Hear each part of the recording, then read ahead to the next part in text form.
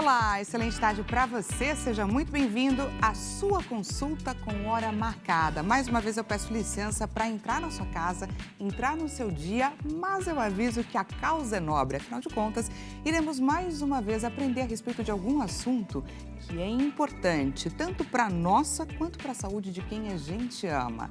Pois é, gente, hoje nós estamos aqui para um bate-papo que é muito essencial sobre um trabalho que é realizado por pessoas que muitas vezes passam despercebidas, quase que invisíveis. Um trabalho que é desvalorizado em muitos lares, que é o trabalho, gente, dos cuidadores. Pois é, eles fazem parte de diversas famílias, dentro dos lares existem diversos filhos, mães, pais, primos, amigos próximos que abandonam muitas vezes as suas vidas para cuidar emocionalmente, fisicamente de quem precisa de cuidados. E a pergunta que a gente faz hoje, mas e quem cuida de quem cuida? Pois é.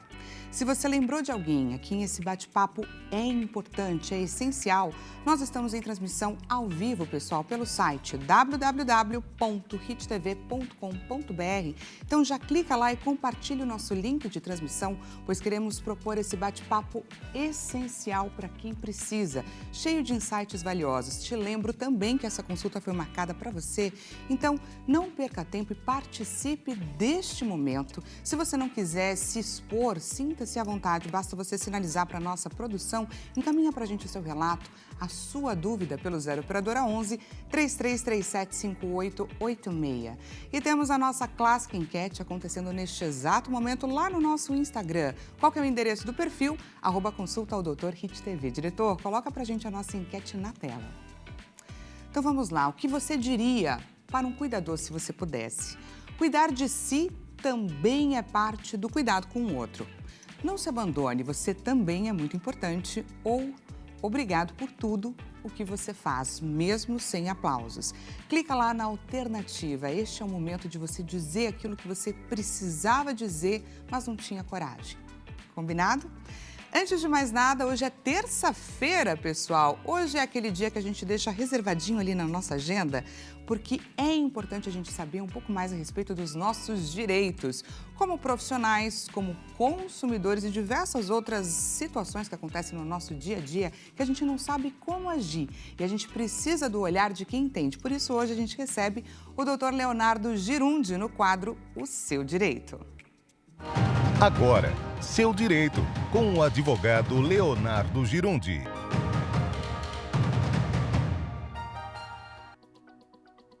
Olá, que alegria! Mais um dia aqui na sua companhia para tratar do seu direito. Então, se você tem uma dúvida, uma pergunta, mande pra gente. Nos mande a sua dúvida que eu vou te responder aqui. Você já deve ter anotado o nosso WhatsApp. Se não, aproveite agora. 11 3337 5886 3337 5886 ou pode também mandar a sua dúvida e pergunta pelo nosso e-mail no seudiriito@hittv.com.br e também aproveite para me seguir no meu Instagram e mandar lá sua dúvida e sua pergunta também no @Leonardo Girundi. Olha aqui, ó, essa pergunta não fala de onde é, mas fala que é o Mauro Gonçalves. Se você é como o Mauro, tem alguma dúvida aí, mande sua dúvida. Ele aqui se identificou, mas você poderia não se identificar. Às vezes o assunto é muito pessoal, muito constrangedor e você não quer falar o seu nome. Então você pode colocar o seu nome e falar assim, olha, por favor, não cite o meu nome, que eu vou respeitar a sua vontade, ok? Olá, doutor, boa tarde. Boa tarde, Mauro, tudo bem? Fui fazer um Pix e errei a pessoa. E ela alega que não recebeu. Pois conheço a pessoa que mandei. O que posso fazer? Consiga esse valor de volta? Obrigado. Consegue esse valor de volta. É óbvio que consegue esse valor de volta. Mesmo que você não conhecesse a pessoa, você poderia ingressar judicialmente. A primeira coisa é fazer o que você fez. Fazer contato direto e pedir, olha, eu fiz errado, você pode me devolver? A pessoa fala, não entrou aqui na minha conta. Você fala assim, olha, eu tenho um comprovante. Você pode tirar ali no seu extrato, vai ter o comprovante que o dinheiro saiu e foi para uma outra conta bancária. Então você tem o comprovante. Aí você mostra para a pessoa. E a pessoa fala, não recebi não. Então se a pessoa se nega a devolver aquele valor, você pode ingressar judicialmente pedindo não só que ela devolva, mas que ela pague inclusive uma indenização por esse trabalho que você está tendo. É uma indenização por danos morais, porque às vezes, por exemplo, você pegou aquele valor, você transferiu para pagar o seu aluguel. E agora você não tem o dinheiro para pagar o aluguel mais.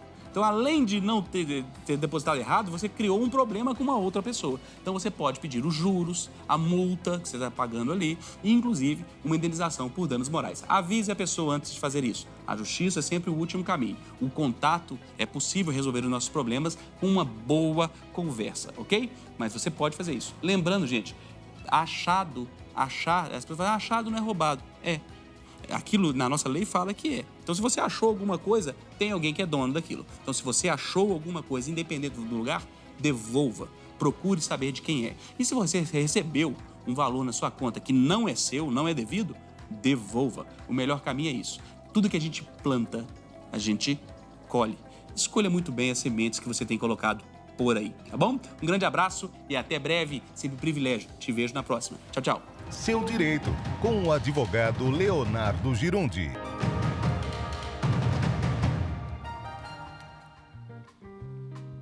Pois é, pessoal, aquilo que a gente planta é o que a gente colhe. Para falar agora sobre a importância de cuidar de quem cuida, vamos conhecer os nossos convidados de hoje. Midori Onari, psicanalista cristã formada em medicina pela USP, atua há mais de 30 anos com uma abordagem integrativa que une psiquiatria, psicanálise, homeopatia e acupuntura. Inspirada pela família e por um tio médico, escolheu a profissão movida pelo desejo de cuidar. Entre os desafios que observa no dia a dia estão os conflitos geracionais e afetivos dentro da mesma família. Relações marcadas por silêncios, ruídos e expectativas idealizadas. E agora a gente vai conhecer também, pessoal, a respeito do Pedro Onari, psicanalista cristão. Formado há mais de 30 anos, escolheu a profissão inspirado pelo irmão mais velho e pelo desejo de cuidar do outro. Ao longo da carreira, desenvolveu uma abordagem singular a unir ciência e espiritualidade, criando a psicanálise cristã. Atua no acolhimento de casais, famílias e pacientes que enfrentam conflitos emocionais muitas vezes invisibilizados dentro das próprias comunidades religiosas. Um dos desafios que identifica é o preconceito ainda presente entre cristãos em relação à saúde mental. Sejam muito bem-vindos, doutores. Muito obrigado, Dani. Queria falar um pouco agora no nosso bate-papo, antes da gente entrar no nosso tema principal, sobre esse preconceito que a gente leu agora na sua ficha de apresentação. Ele ainda é muito forte? No meio cristão, porque 99% das pessoas que atendo são cristãos. E a crença que tudo é espiritual e que orando, jejuando, caindo de joelhos e clamando a Deus, vai melhorar muitas questões da saúde mental. E isso prejudica muitas vezes as pessoas que têm alguns diagnósticos, por exemplo, de doenças psiquiátricas, esquizofrenia, bipolaridade ou depressão grave, e que muitas vezes as pessoas acabam não procurando ajuda e vai no momento em que as coisas estão ali muito difícil para a família, inclusive, para cuidar dessas pessoas, né? Então, é um alerta aí para o povo cristão, né? Muito bacana esse alerta e muito necessário também. Porque é difícil a gente reconhecer que a gente precisa de ajuda. Então, é porque a alteração mental se traduz no comportamento. A gente percebe na alteração de comportamento. Então, às vezes, um comportamento mais intenso, mais exacerbado, mais agressivo, parece que a pessoa é daquele jeito. E muitas vezes não é. Agitada, não dorme, fica agressiva realmente. E às vezes falta um medicamento. E, por exemplo, se uma pessoa fratura uma perna, está lá com gesso, todo mundo vê. Se a pessoa não enxerga, todo mundo percebe, todo mundo vai ajudar. Mas se a pessoa tem uma alteração fisiológica, né, psiquiátrica mesmo, faltando neurotransmissor no cérebro, isso faz parte do corpo. Né? Então, é importante ter um profissional habilitado para cuidar dessa questão do corpo. Então, não é simplesmente má vontade ou folgado. Aí é importante observar isso, porque o mental a gente não vê. Exatamente. Não é tão óbvio quanto um machucado, exatamente esse exemplo que a doutora trouxe aqui para o nosso bate-papo. Queria falar sobre os diferentes tipos de cuidados que a gente tem ao longo da nossa vida, porque isso é muito clássico, né? Em diversas famílias, quando a gente é pequeno, quem cuida de nós são os nossos pais. Sim. Né? A figura materna, a figura paterna, e isso vai se invertendo um pouco de acordo com o caminhar, com o envelhecimento. Sim. Muitas vezes a gente chega num determinado ponto onde os filhos passam a cuidar dos seus pais. E o cuidado, ele é essencial, não é?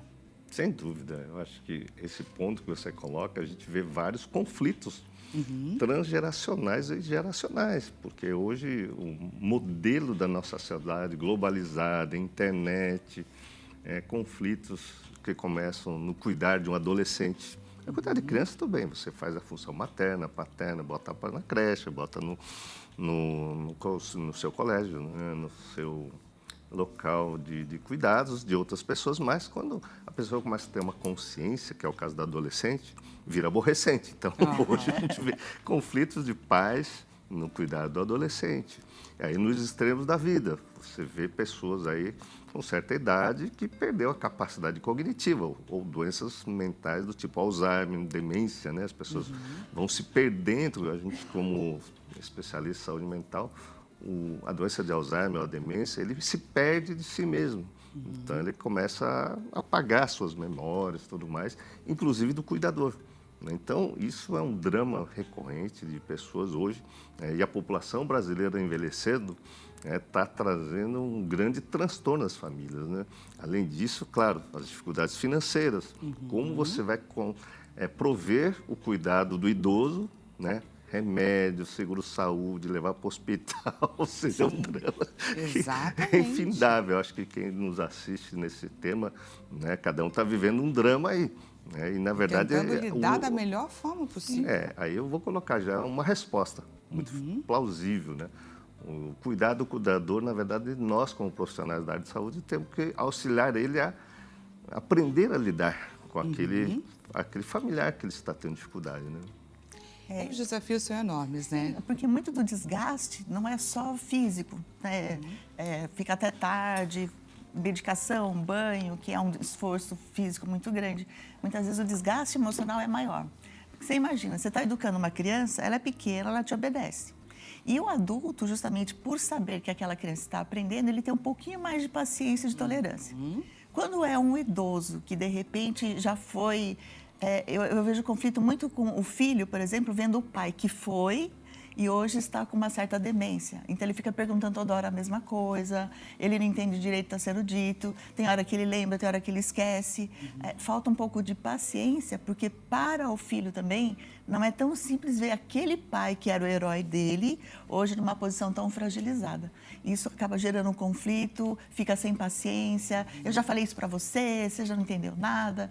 Então, eu vejo que isso acaba desgastando mais ainda. Será que assim, a paciência ela não vem dessa frustração? Essa dificuldade de reconhecer que aquela pessoa que ele tinha como herói não é mais... Não é mais ela.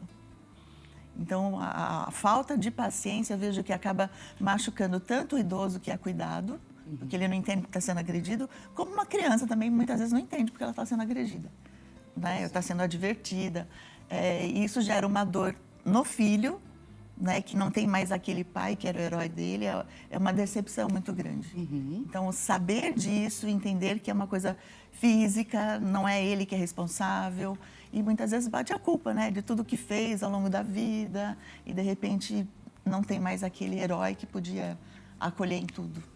E em contrapartida também, esse pai ou essa mãe que já adquiriu idade, que está com alguma questão ou degenerativa, ou enfim, alguma limitação que precisa de cuidado, reconhecer também que precisa de ajuda é muito difícil.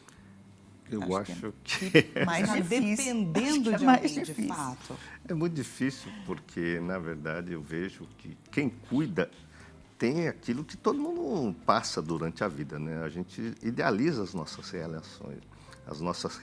Né? Então, eu mesmo, como médico, cuidando de um monte de pessoas, idealizava a minha relação com meus clientes. Né? E é uma frustração total. Total por quê? Porque a medicina ela é limitada. Então, você quer se esforçar como médico, inclusive, né? Que nós cuidamos de muitas pessoas, e, de repente, o resultado não é aquilo que a gente espera. Né? Então, por isso que você vai ver lá. E nós fizemos mais de 12 pós-graduação, porque era uma frustração como cuidadores, inclusive. Né? Agora, imagine nós, como profissionais da área de saúde, ali também sofrendo, né? Porque a gente tem a nossa parte humana. Imagina um familiar que esteja cuidando de um pai, de uma mãe, ou até de um filho, né? Né, que esteja com uma doença aí grave, um câncer, ou seja, as doenças são inúmeras, né? As Exatamente. limitações humanas são muito grandes, né? Então, aí vem essa palavra que eu coloquei, né? Aí quem nos assiste precisa pensar o quanto idealiza uma situação que a pessoa se coloca como frustrada. E as relações, inclusive, se for mãe com filho, ela se sente culpada pela doença do filho. Né? Depois, se for um filho cuidando de um pai, vem toda a raiva que ela teve durante a educação. Meu pai, minha mãe me bateu. Daqui a pouco ele se vê na necessidade de cuidar desse pai ou dessa mãe. Com todo o amor que ele tem. Com todo o amor que ele tem. Aí vem também a culpa, né? No momento que as coisas estão se desenrolando com dificuldade na área de saúde, particularmente, vem um sentimento de culpa e as idealizações que não foram realizadas, as frustrações ao longo da vida.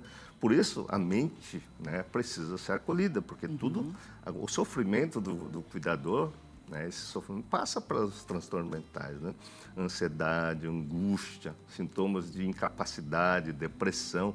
E muita gente está com o estresse muito elevado, né? Então, é necessário que eles estejam atentos a sintomas que eles estão passando como cuidadores, para que elas possam olhar para dentro de si mesmas e falar, opa, peraí, né?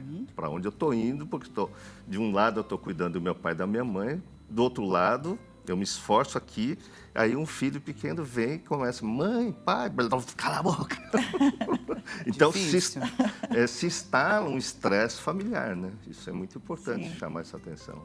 Para quem está nos assistindo, gostaria de levantar um pouco sobre esses sintomas que as pessoas podem reconhecer no seu lidar do dia a dia. Como que ela identifica que ela está vivendo esse esgotamento?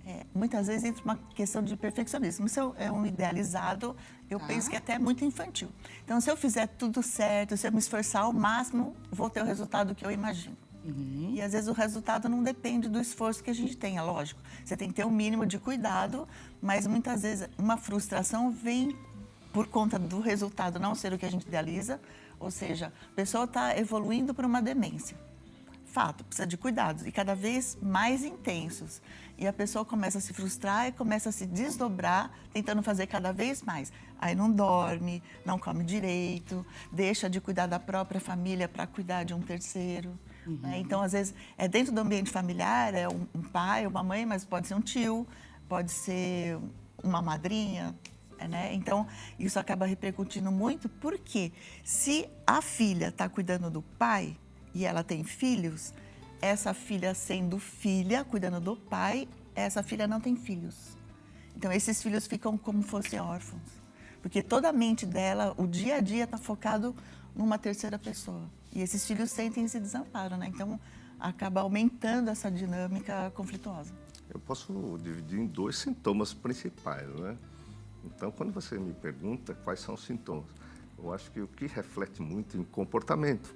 Então, se é uma pessoa que ia para a igreja, fazia suas atividades normais, o estresse, a preocupação, ela deixa de ir na igreja. De repente, ela orava toda manhã, não consegue mais orar. De repente, ela lembrava do próprio consulta, né? Da própria consulta, que tinha que ir para o médico, ela começa a esquecer de si mesma. Ela começa a ter mudança comportamental em relação, como eu disse, no trato com outras pessoas e a mente fica focada, hiperfocada. A gente tem uma facilidade de hiperfocar. Então, de repente, que ela gostava, ela é alegre, conversava com muitas pessoas, daqui a pouco ela fica embotada, né? Não consegue mais conversar. Então, esses são sinais indiretos de comportamento de uma pessoa que está precisando de ajuda. Outras questões, para quem está olhando, as coisas que passam na mente dela. Sentimento de culpa, estresse, ansiedade, angústia, de baixa autoestima.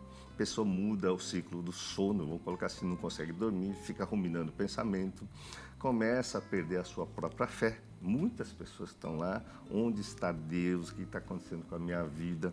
Aliás, eu trabalhei muito tempo num hospital de paliativos. É interessante como muitos cristãos iam para lá. Veja bem, eu atendia pessoas que estavam no cuidado paliativo de 90 a 96 anos. E os filhos ou os netos que vinham para lá num desespero total.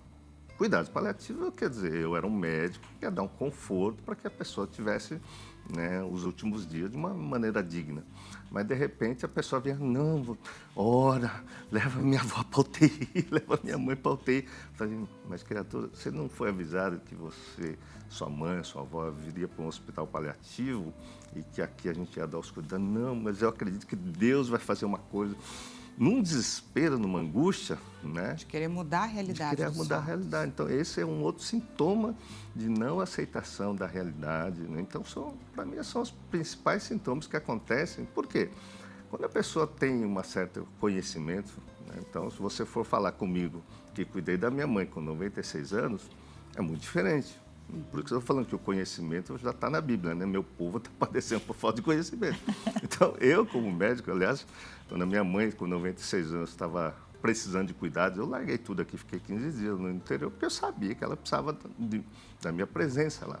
E tinham 7 médicos lá no passar do ano novo. Eu fui lá cuidar e tinha 7 pessoas com capacidade de cuidar. Mas eu sei que essa questão de cuidar, do cuidador, é uma coisa muito interessante. Dependendo do vínculo com quem cada filho, no caso, tem com esta mãe, a pessoa vai usar mais desespero ou menos desespero, ou vai olhar com clareza. Como eu estou habituado com saúde mental, cuidados paliativos, enfim, a minha especialidade era cuidar de pessoas terminais, eu falei para os meus irmãos, a minha esposa, o meu sobrinho, minha filha, que é médica, falei, peraí, eu vou cuidar e vocês ficam tranquilos, vocês podem ser filhos, vocês podem ser neto, mas quem vai dar conduta sou eu. Então, eu assumi a conduta e falei, cara, né? E é muito interessante, né? Porque essa experiência de cuidar, inclusive eu que cuido de pessoas, fui cuidar da minha mãe nesse momento, né, de últimos dias. É completamente diferente. É completamente diferente. A minha experiência, eu vou contar. Aliás, acho que eu não contei para ninguém. Mas tive uma experiência emocional muito interessante, porque a minha mãe sempre me viu como médico, apesar de ter um monte de médico na família. Então, ela sempre teve um olhar para mim, assim, cuida de mim. E ela usou uma palavra bem antiga, né? Pedro, como chama que ela falou? Me acude. Me acude, me acude. Imagina, com 96 anos, super lúcida, ela olhar para mim e falar, me acude, me acude, me acude, e eu olhando para ela, eu falei assim, eu sei que você vai morrer, ela sabia que ia morrer. Ela era católica, o padre foi lá fazer a extrema-unção, enfim, o ritual católico. Por 3 vezes o padre saiu de férias, aí que ela faleceu. Mas nesse período, o que acontece? Ela acude, acude, acude, eu olhei com tranquilidade. Mas no último dia, eu olhei para dentro de mim e falei, cara, ela olhou para minha esposa como nora, né? Olhou para os meus filhos, minhas filhas, né? Como neta, e todo mundo, e tal. E ela olhava comigo com uma certa distância como médico. E eu olhei para mim naquele momento, com essa distância, e falei, gente, eu senti uma coisa estranha, meio que um filho rejeitado, entende, né? Então, o médico deixou de ser médico e estava lá o filho com aquele sentimento ambivalente. Então, quem cuida, né, por mais que seja médico, tenha conhecimento, existe um vínculo emocional. Sim. Então, quem está nos assistindo, o vínculo que realizou durante toda a vida vai influenciar profundamente nesses momentos de cuidados com aquelas pessoas, né, que necessitam do nosso carinho, do nosso amor, mas que a emoção pega. Então, quanto os nossos ouvintes, né, as pessoas que estão nos assistindo, elas têm esse vínculo de relacionamento e entram num processo de sofrimento pessoal. E como lidar com tudo isso, né? Você acabou de trazer o seu relato quando a sua mãezinha estava ali com seus 94? 96 anos. 96 anos. Existem muitas pessoas que vivem aí uma situação como essa em doenças degenerativas ou em estágio terminal. E aí eu queria entender como lidar com esse luto antecipado. Então, esse luto antecipado, eu lidei muito com as pessoas. Inclusive, uma jornalista, uma vez que eu estava no pronto-socorro, no hospital, ela viveu provavelmente conflito com a mãe, e essa mãe foi, o cachorro dela pulou, um cachorro grande, pulou em cima dessa senhora, ela quebrou o braço. E ela estava no hospital público, pediu uma transferência para o hospital particular. E por quê? Porque acreditava que chegando no hospital particular, ela ia ser submetida a uma cirurgia de imediato, porque ela tinha fraturado o cotovelo. O que aconteceu? Eu vi que essa senhora estava tentando terceirizar a culpa do cachorro, que era dela, para a equipe médica. Cadê o médico? Cara, ela chegou de uma urgência, eu liguei para a equipe médica, da ortopedia, e o chefe da ortopedia estava no Anhembi e o hospital no centro da cidade. Mas ela queria que estivesse lá esperando, você está entendendo? Então, o que acontece? Muitas vezes as pessoas, né, devido ao relacionamento ao longo da vida, no momento de estresse desse tipo, ela não faleceu, mas veja bem, ela foi cuidar de uma mãe que nitidamente ela estava extremamente alterada, se sentindo culpada pelo cachorro, mas ela não podia sentir-se culpada pelo cachorro. O que aconteceu? Ela queria terceirizar a culpa e ela olhou para mim e falou, se minha mãe perdeu o braço, a culpa vai ser sua. Eu falei, peraí, eu sou sopro eu era cirurgião. Tentando fazer meu melhor. Eu era um médico cirurgião que acolhia a emergência, mas não era da equipe de ortopedia. Estava fazendo o meu melhor. O que eu quero dizer? Muitas pessoas, né, têm esse tumulto ao longo da vida na relacionamento com o pai e com a mãe. No momento do estresse, que a pessoa está lá para falecer ou está com uma dificuldade muito grande, existe uma tendência das pessoas sentirem-se culpadas. Culpada pela doença, culpada pela ausência, culpada por qualquer coisa, isso acaba interferindo no emocional e essa pessoa ou cai em depressão, ou, na verdade, eu vejo muitas pessoas que, depois que o cuidador, né, perde o ente querido que ela estava cuidando, ela entra em depressão. Então, depressão, um luto, mas... Como se ela não soubesse mais para onde ir. Não sabe para onde ir. Não sabe Por quê? o que fazer. Porque fica... Exatamente. Ou fica o tempo inteiro cuidando. Tem gente que cuida 10 anos de uma pessoa. O dia que se afasta da sua vida profissional, dos seus amigos, até da sua família, em função daquele desafio que... Às vezes nem forma uma família. Às vezes nem forma uma família por conta do cuidado. perde a identidade, né? Ou não construiu uma outra identidade, nesse caso, né? Sim. Temos perguntinha da nossa audiência. Pergunta na tela. Então vamos lá ver a pergunta da Juliana, aqui de Santos, São Paulo. Estou sempre disponível para ajudar os outros, mas eu não tenho forças nem para lidar com os meus próprios problemas. Como que eu posso conciliar fé e autocuidado sem me sentir egoísta? Aqui veio a culpa, né, no relato da Juliana, que a gente estava falando aqui no nosso bate-papo. Então, muitas pessoas têm que aprender a olhar para si mesmo, porque eu vou colocar um dado, quando eu vejo uma situação desse tipo, onde muitas pessoas elas se sentem, vamos colocar assim, na relação com uma mãe abusiva, uma mãe narcisista, ela prende essa pessoa que está cuidando. Tipo, se você for para a igreja, você vai me deixar sozinho, enfim, faz todo um drama, né, em relação a essa relação com essa mãe abusiva, particularmente. As pessoas vão entrando num desgaste, vai ficando preso nesse tipo de relacionamento e a pessoa, na verdade, tem que olhar para dentro de si mesmo como está essa relação com essa pessoa que ela está cuidando, para que ela possa se destravar, né, literalmente, do que está prendendo ela para tocar a sua própria vida. E para você que está aqui acompanhando o Consulta ao Doutor, a gente vai para um rápido intervalo e já voltamos com mais programa.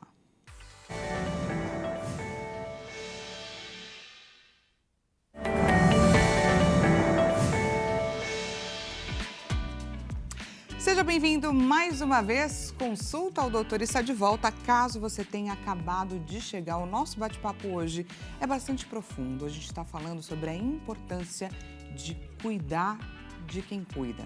Em diversas famílias, dentro das casas, muitas pessoas abrem mão da sua própria vida, do seu dia a dia, para cuidar de quem precisa de cuidado. Às vezes uma mãe, um filho com necessidades especiais, ou por conta de uma doença, ou por conta de um acidente, de imprevistos que acontecem na nossa vida, mas a gente está trazendo aqui para o nosso bate-papo a importância desta pessoa também olhar para si, olhar para o outro, porque ele precisa naquele momento, seja de forma pontual ou permanente, mas que é importante, de qualquer forma, ele olhar para si. A gente está trazendo aqui no nosso bate-papo quais são os sintomas, quais são os sinais de que essa pessoa está enfrentando um esgotamento, que ela precisa, de fato, buscar ajuda. Se você lembrou de alguém a quem esse nosso bate-papo é importante, é interessante, nós estamos em transmissão ao vivo, pessoal, pelo site, que é www.redtv.com.br. Já aí você já corre lá e compartilha o nosso link de transmissão, pois queremos chegar com insights e informações valiosas para essa pessoa que está enfrentando este momento tão necessário da sua vida com informações que podem ajudá-la nessa travessia. Também convido, é claro, quem quiser, quem se sentir à vontade, de trazer aqui para o nosso bate-papo o seu relato ou qualquer dúvida pelo 0 Operadora 11 3337 5886. Lembrando que, como o assunto ele é extremamente pessoal, caso você não se sinta à vontade de se expor, você pode informar a nossa produção que você não quer ter o seu nome revelado, que a gente vai tomar todo o cuidado. Mas não deixe de participar, de trazer para a gente aqui o seu relato, combinado? Nós temos também uma enquete aguardando pela sua participação lá no @consulta ao Dr. Hit TV. Esse é o nosso perfil no Instagram. Diretor, coloca pra gente a nossa enquete na tela. O que você diria para um cuidador se você pudesse? Cuidar de si também é parte do cuidado com o outro. Não se abandone, você também é muito importante. Ou obrigado por tudo o que você faz, mesmo sem aplausos. Clica lá na alternativa, pois queremos, é claro, transmitir o seu recado. Combinado? Para quem chegou agora, o bate-papo está acontecendo, gente, com o doutor Pedro Onari e com a doutora Midori Onari. Os dois são psicanalistas cristãos. Muito obrigada, viu, por esse bate-papo tão franco. E antes de continuar aqui a nossa entrevista, eu gostaria de chamar a atenção, gente, por uma questão que a gente trouxe aqui no primeiro bloco, a apresentação desses dois profissionais, porque a gente sempre gosta, é claro, de saber um pouquinho mais de quem senta aí do outro lado, que está compartilhando com a gente um pouco da sua trajetória profissional também. E agora eu gostaria de destacar uma questão que talvez tenha passado despercebida. Vamos conferir juntos. Então vamos lá, na doutora Midori, na apresentação dela, a gente leu ali, escolheu a profissão movida pelo desejo de cuidar. E o doutor, pasmem, também, gente, a gente encontra essa mesma informação de uma forma diferente, ou não, pelo desejo de cuidar do outro, ele decidiu seguir por essa profissão. Ou seja, estamos falando de profissões onde vocês escolheram o cuidado com o outro, por se preocuparem com o outro. E como que é enfrentar isso no dia a dia? E não só esses doutores, né? Tantos outros. Qualquer doutor tem por premissa essa energia, né? Esse combustível, cuidar com o outro. Queria ouvir um pouco de vocês. Para mim, o cuidar do outro é que assim, sabe aquela linguagem do amor? Eu descobri que é minha atos de serviço. Então tem muito a ver com o cuidado do outro. E hoje, ao longo dessa trajetória toda, começando na medicina, ficando restrita, porque as especialidades médicas, elas restringem o cuidado.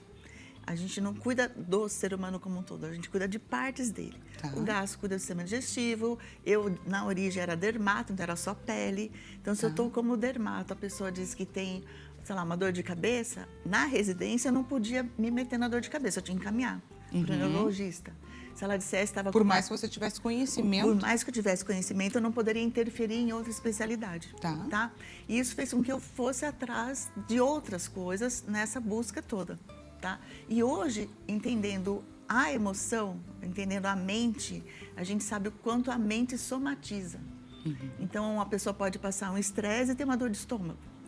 Então, hoje eu consigo, com todo o conhecimento adquirido, trazer um pouco de conhecimento para a pessoa, para que ela consiga melhorar enquanto pessoa mesmo, entender o sofrimento dela e saber cuidar, porque a gente cuida do corpo enquanto ele está gritando. Melhorou um pouquinho, a gente para. Exatamente. Então, você tem lá o antibiótico, tem que tratar a amidalite 15 dias. Com uma semana já melhorou. Não é raro as pessoas pararem abandonarem de o tratamento. Com uma semana porque não incomoda mais. Na época, como dermato, micose de unha, por exemplo, tem que tratar ali meses. Mas a pessoa olhou, parece que tá bom, ela para também. E depois o sintoma volta. Né? Manchas na pele, a mesma coisa. Tem que usar filtro solar, porque a pele é sensível.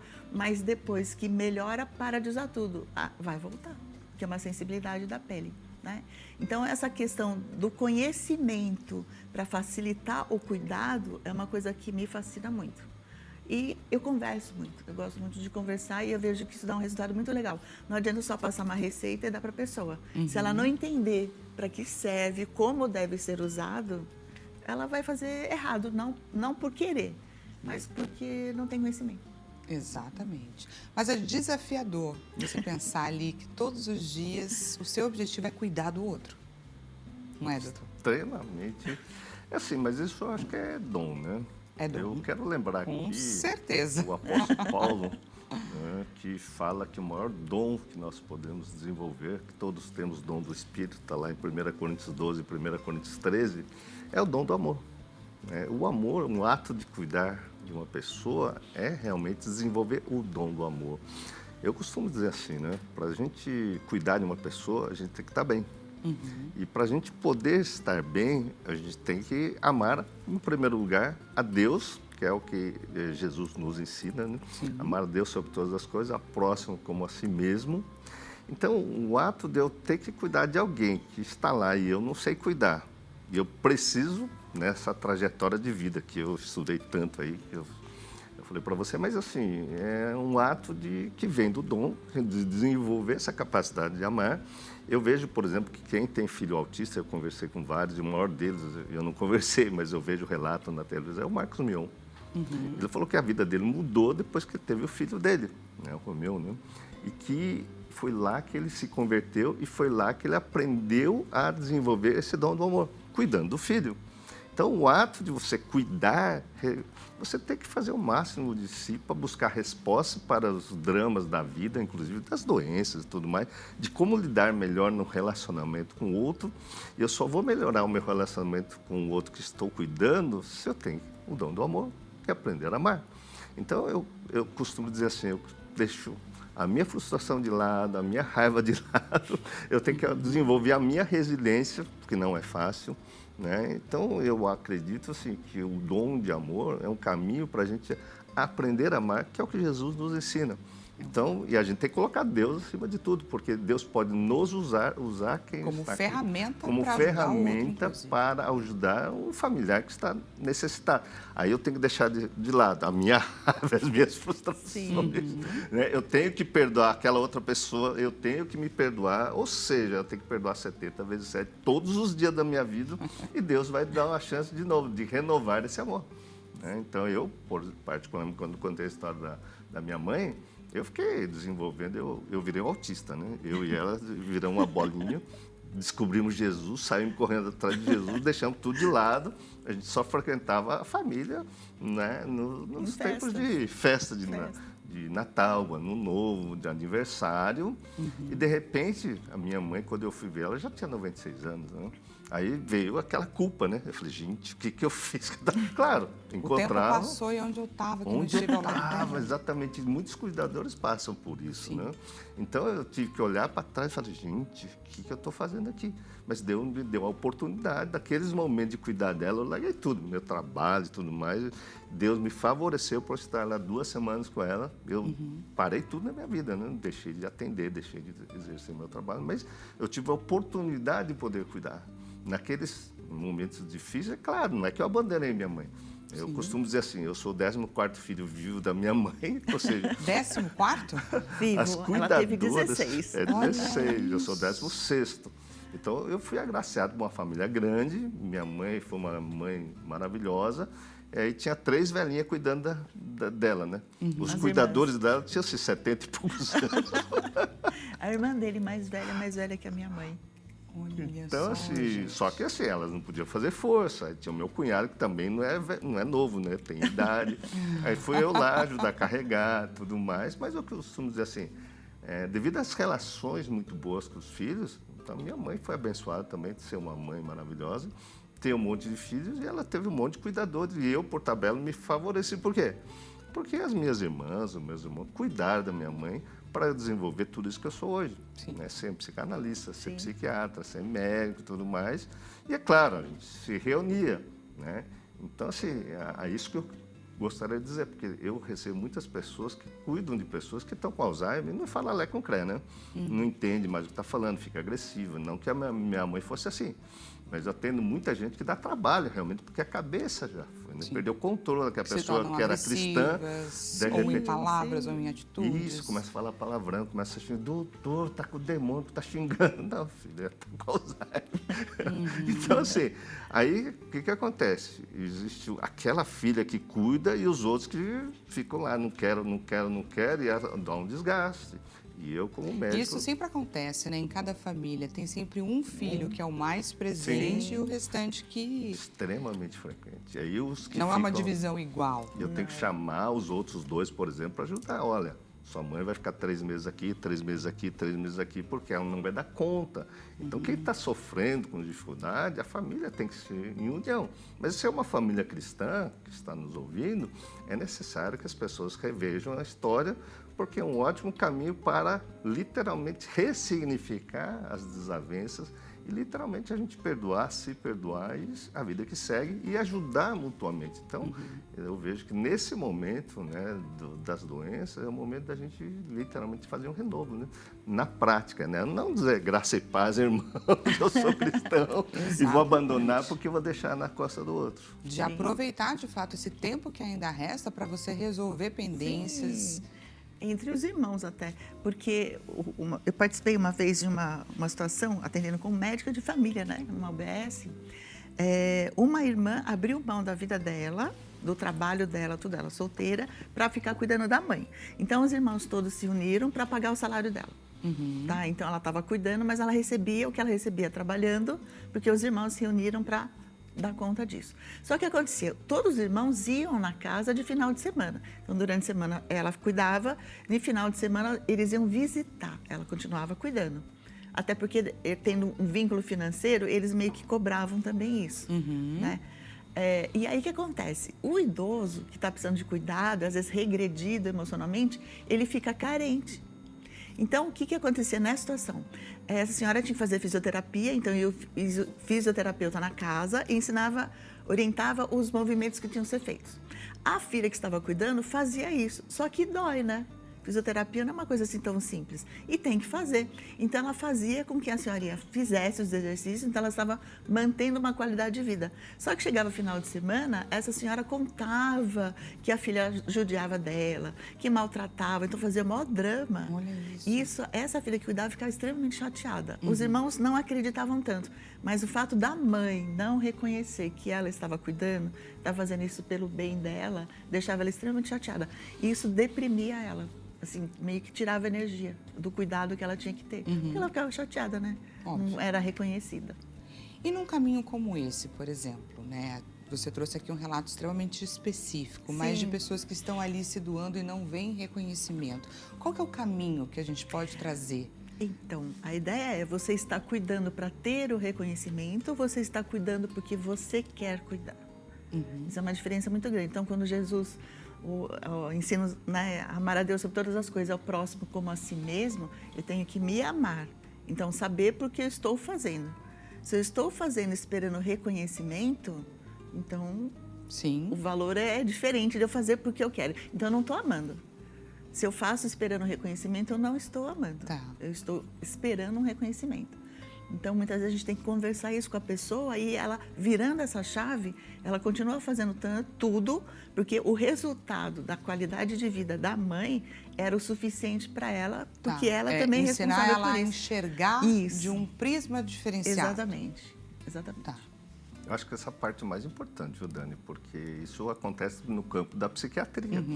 Muitas pessoas que nós atendemos, que a mãe tem, né, doença psiquiátrica, que é esquizofrenia, tem delírios, alucinações, tem distúrbios de formação do pensamento, enfim, delírio místico religioso, né, fala coisas que parece possessão demoníaca e, claro, tem uma questão espiritual envolvida também, mas a base é cerebral. Então, a pessoa precisa que ela tome o remédio, precisa que ela seja cuidada dos médicos. Só que se tem uma filha cuidando de uma mãe esquizofrênica que não ouve, né, é extremamente difícil. Por quê? Porque a pessoa se sente rejeitada, mal amada. Eu falo, mas não vejo. Aí eu tenho que acolher essa pessoa e a pessoa tem que olhar e entender que essa pessoa está com uma doença psiquiátrica. Por quê? Aquilo que a Midori falou. Se a pessoa tem uma doença física, nasceu sem as pernas, sem os braços, né? Tudo bem, a mente está funcionando, está com um pensamento coerente, a pessoa vai lá, nossa, deixa eu carregar você. Mas carregar alguém, né, que tem um distúrbio mental, a pessoa já vai para o lado espiritual, já vai para o lado que é má fé, que é, enfim, mau caráter, e muitas vezes são sintomas de doença mental realmente ligada à psiquiatria. Então, a família precisa entender isso. E isso é muito comum nessas doenças mentais, que questão eu quero lembrar aqui para os nossos irmãos da igreja, que Jesus, em Mateus capítulo 4, ele andava por toda a Galileia e ele curava os endemoniados, que é realmente possessão demoníaca, que entra no campo espiritual. Mas ele cuidava dos lunáticos, que são problemas mentais, e ele cuidava dos paralíticos. Paralítico, no ponto de vista, né, do nosso centro de comando, que é o nosso cérebro, a nossa consciência, são a questão da falta de medicamento psiquiátrico, porque a fisiologia da parte física cerebral. Só que Jesus tem autoridade sobre todas.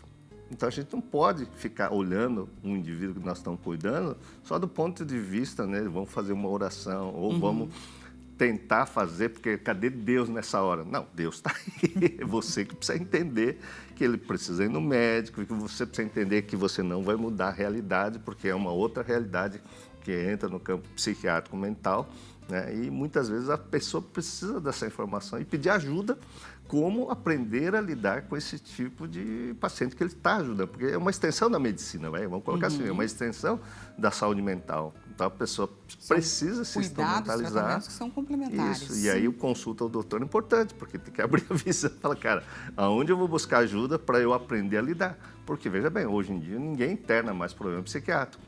Então, para você ter uma ideia, né? Um surto esquizofrênico na família, a pessoa sai quebrando tudo, em geral precisa ter 3 pessoas da família para ajudar. Então, não adianta você deixar na mão de uma pessoa. Em geral, precisa de 3 cuidadores que estejam próximos. É entender essa realidade, formar a sua rede de apoio e conseguir, de fato, ajudar aquela pessoa, porque senão é muito difícil para uma. Sim, muitas vezes se tem um que se dispõe a cuidar, movido por um sentimento de culpa, ele não deixa mais ninguém ajudar. A pessoa vai querer, o irmão quer ajudar? Não, você não está fazendo direito. Então, meio que acaba expulsando os outros e aí se sobrecarrega, mas porque não aceita ajuda. Não sabe delegar. Não, deixa que eu curo. A culpa é minha, eu ponho quem eu quiser e deixa que eu faço. É muito importante, gente, reconhecer esses comportamentos e tentar criar a melhor forma, porque, afinal de contas, muitas vezes, sozinho, você pode não dar conta. Vamos conferir, pessoal, o resultado da nossa enquete? Resultado na tela. Então, a gente perguntou o que você diria para um cuidador se você pudesse. A alternativa mais votada, 55%, obrigado por tudo que você faz, mesmo sem aplausos. Logo na sequência, 34%, não se abandone, você também é muito importante, 12%. Cuidar de si também é parte do cuidado com o outro. Queria que vocês trouxessem a leitura, a avaliação desse resultado da enquete, que mensura um pouco o perfil do nosso público do Instagram. Eu achei legal, porque é o que eu votaria também. Obrigado por tudo que você faz, mesmo sem aplauso. Isso é o dom do amor. E muitas pessoas, às vezes, não agradecem. A gente não está falando nem sobre reconhecimento, nem sobre isso, mas, às vezes, uma palavra de afeto, um muito obrigado, faz toda a diferença, não é? Mas também quem quer ajudar o outro precisa perceber se o outro pediu ajuda. Porque muitas vezes eu tenho o meu ponto de vista, eu acho que aquela pessoa precisa de ajuda, eu vou e ultrapasso o querer dela. De repente, é algo que ela nem está vendo, de repente, quem está vendo sou só eu. Ela nem acha que aquilo é um problema. Então, muitas vezes, ao invés de ter um obrigado, a pessoa recebe um chega para lá.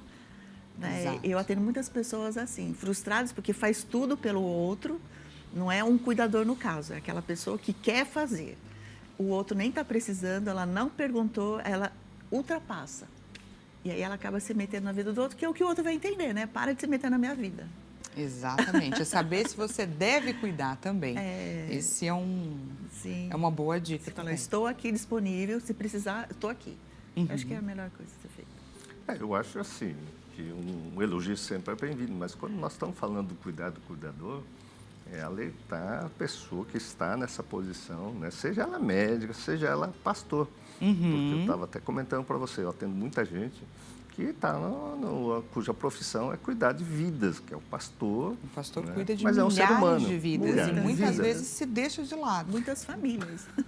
E até as famílias. E ele deixa, inclusive, muitas vezes a esposa, né? E os filhos para cuidar do rebanho. E aí o que acontece? Muitas vezes eu atendo, na verdade, os familiares que ficam cuidando da casa enquanto ele está no seu ministério.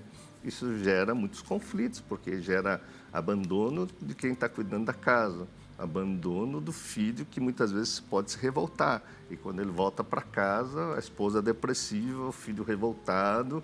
Aí ele fala, cara, o que está acontecendo comigo? Então ele precisa olhar para dentro de si mesmo porque ele precisa cuidar, porque o pastor, a família dele é a extensão dele. A nossa consciência, é um conceito da psicanálise, ela fusiona com pessoas, fusiona com carro. Então, o cara que é muito egoísta, ele fusiona com tudo, e tudo é dele, ninguém mexe. Então, nossa mente tem esse lado, né? Então, a gente tem que lembrar, para quem está cuidando, ele vai se fusionar, outras pessoas vão se fusionar com ele está cuidando daquele bando lá. Só que, peraí, as pessoas que dependem afetivamente dele que estão sofrendo. Então, esse lance de você olhar para o cuidador, né, a gente tem que ter uma visão 360. O que está acontecendo no primeiro ministério, que é a família, o que está acontecendo dentro da igreja, o que está acontecendo, o que eu estou fazendo, inclusive, com a minha vida, né? Porque quando eu abri o olho, o tempo passou e eu deixei de lado muitas coisas para trás, né? Então, é necessário, quem está cuidando, olhar vários aspectos da vida, porque depois não vem aqui e falar, puxa vida, eu me abandonei, né? Sim. E como cuidar do outro de uma forma saudável? Para a gente trazer assim, um momento de sabedoria para quem está nos assistindo agora, que precisa de um insight, de uma inspiração para conseguir colocar melhor cada coisa na sua gaveta. Eu vejo que a fé é racional, então eu tenho que perguntar, olha, eu estou aqui, o que você precisa, o que eu posso te ajudar? E aí esperar a pessoa pedir, porque quando a pessoa pede, fica mais fácil eu saber se eu dou conta ou não.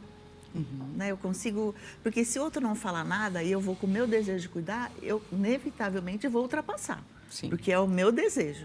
E às vezes o outro não quer tanto. Tá, mas o que você quer? E aí, nesse sentido, se é um idoso que está precisando de cuidado, os irmãos todos vão estar lá, vamos ver o que ele precisa, né? Está lá o idoso acamado, o que ele precisa? Então, a gente que racionalmente vai definir distribuir o que cada um isso. pode fazer. Olha, eu não tenho tempo, mas posso contribuir com o financeiro. Ah, legal. De repente, todos contribuem, colocam um cuidador lá e um irmão supervisionando. É uma possibilidade. Ou faz plantão. Olha, tal dia, divide a responsabilidade. Acho que isso é o melhor caminho, tá? Fazer uma coisa dividida já de cara. Sim. Para delegar funções. Muito bacana isso, muito importante. Espero que você, que está aí do outro lado da telinha, também tenha aproveitado demais esse bate-papo. Como eu disse lá no início, a gente veio aqui trazer esse assunto à tona para trazer um direcionamento, insights valiosos para que você que vive essa realidade possa conduzir melhor esse cuidado. Afinal de contas, a mensagem que fica aqui é que se você não estiver bem, você não vai conseguir cuidar do outro. Então, é importante que você também cuide de você, combinado? Se você gostou aqui do nosso bate-papo, deixa eu aproveitar para deixar os contatos do Dr. Pedro Onari, que é um psicanalista cristão, deixa à sua disposição o YouTube, Psicanálise Cristã, para você entrar lá e conhecer um pouco mais a respeito do trabalho deles, o Instagram, pedro.onari, e o Instagram do Instituto também, Instituto Onari.